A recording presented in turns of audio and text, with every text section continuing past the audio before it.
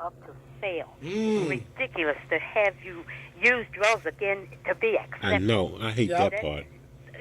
God says, as a dog returns to his vomit, so does a fool who repeats his folly. Do not keep repeating the same thing over and over again. And get with the mayor. You got Miss Flowers there.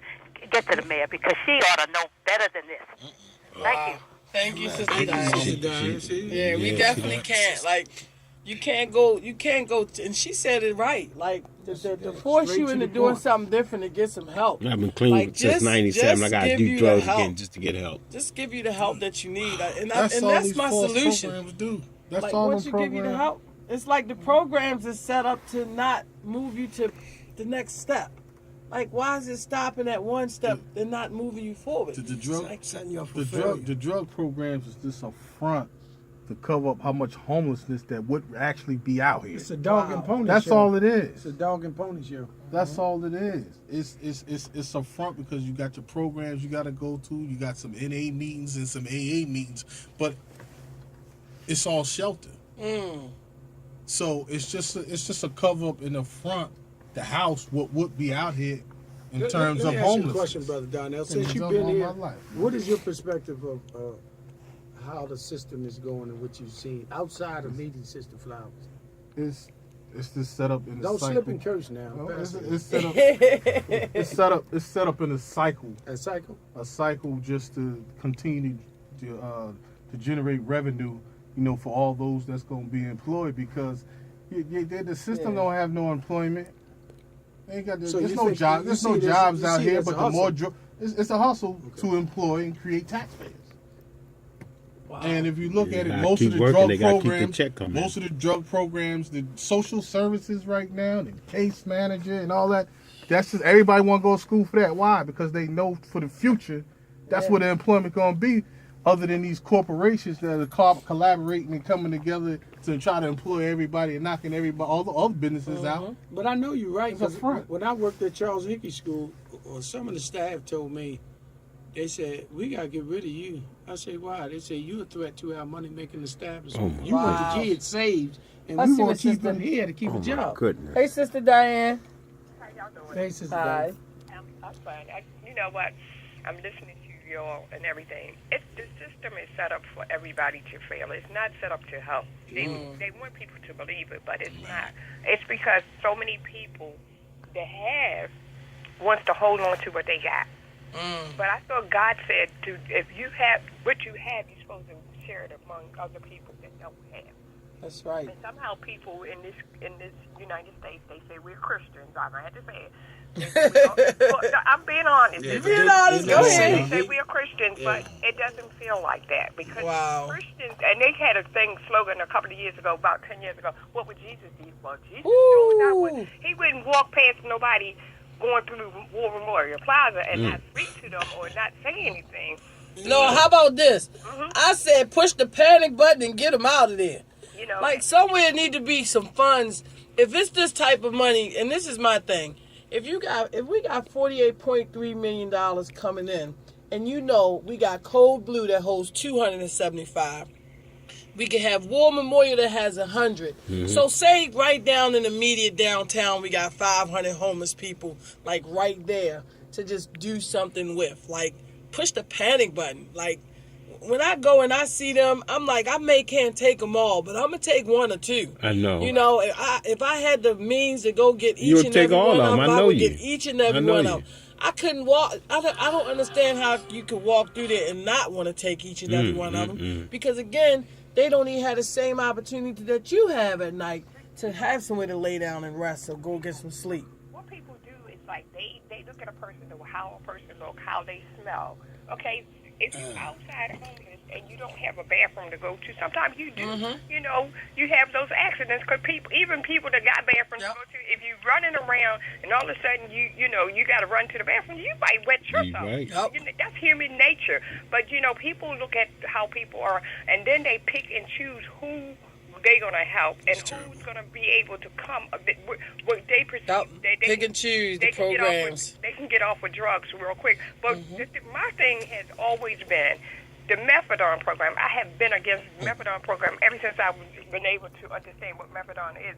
It's a drug, a legal drug. How you gonna take somebody off of illegal drugs and put them on legal drugs and say they had to be on that legal drug for the rest of their life?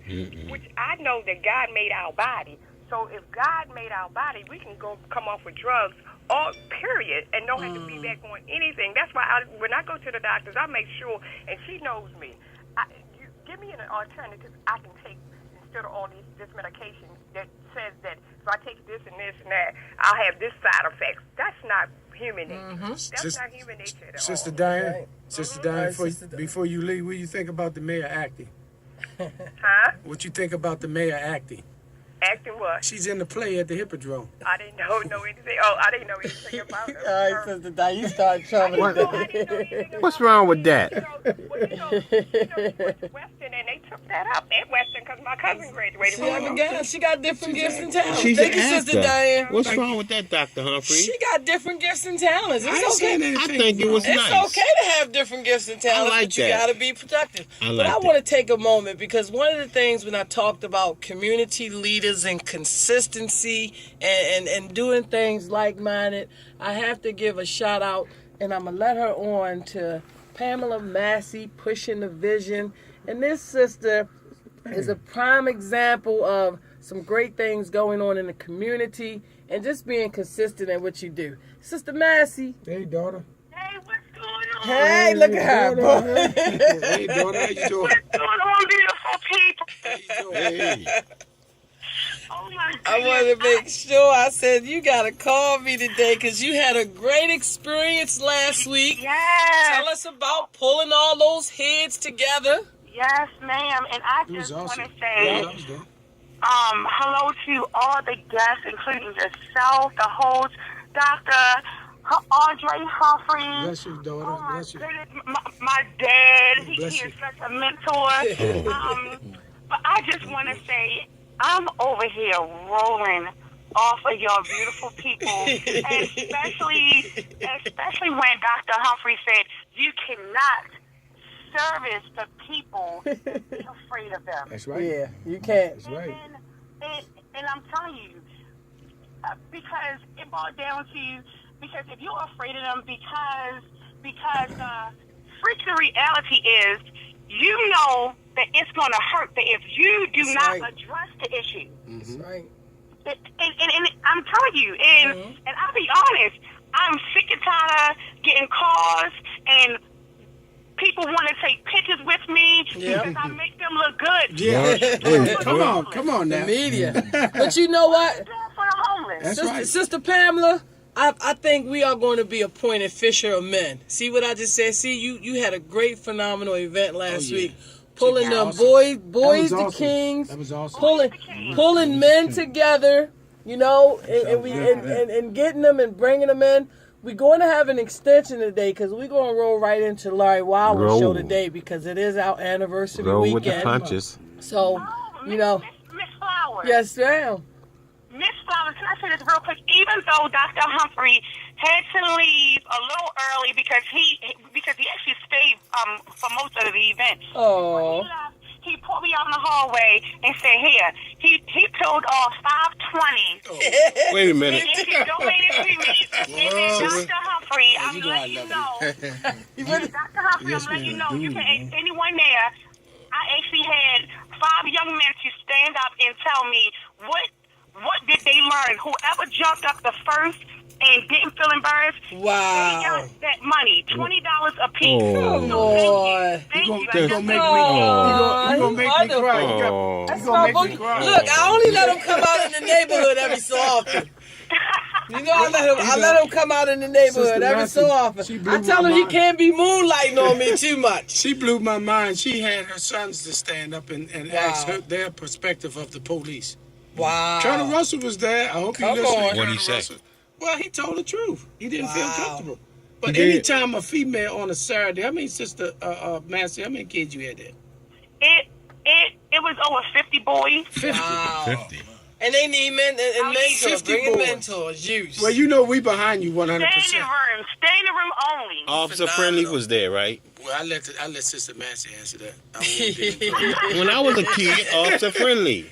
The commissioner don't know who's Officer Friendly. It's a friendly police be at the school. He ain't know who Officer Friendly was. That's who we asking. Miss Flowers. Yes, ma'am. We'll see you tomorrow.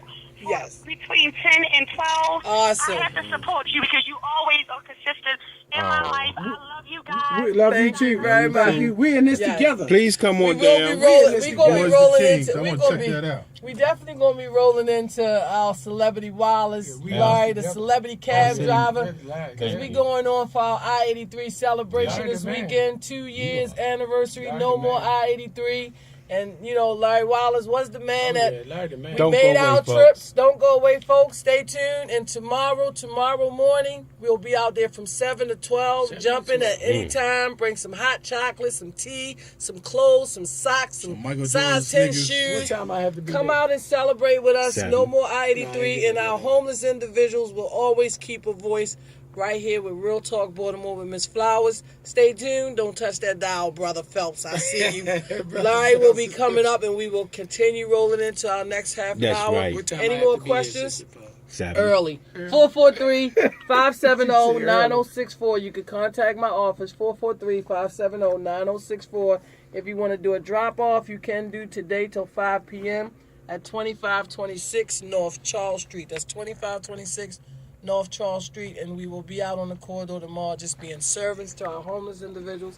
And stay tuned and don't go nowhere, folks. We be coming up with Larry, the celebrity cab driver. 410-481-1010. Call in and help us celebrate.